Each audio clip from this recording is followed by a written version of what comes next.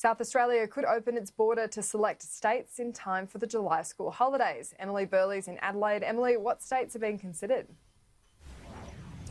Well, we know the South Australian Premier Stephen Marshall has held talks with his Tasmanian counterpart about allowing travel between the two states. It is a plan the Tasmanian Premier says he is on board with, but Premier Marshall has also flagged potentially reopening travel to the ACT. He has faced questioning for several weeks on when the border will reopen, and while he's refused to give a time frame on a full opening, he says he has asked the state's Coronavirus Transition Committee for more clarity on the border issue. It is the Transition Committee that decides which restrictions will be lifted and when in South Australia. They next meet this Friday.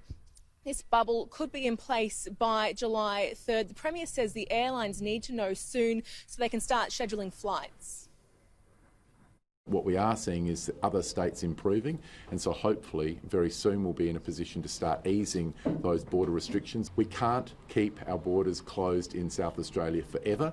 That is impractical. It would be, I think it would be economically damaging for our state, but we're not going to lift them too early.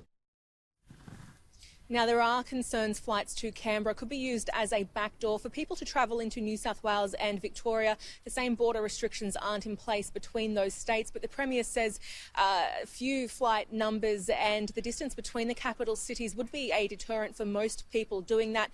Annalise, the South Australia has 440 total coronavirus cases, but only one in the past month, and that's the only one still active.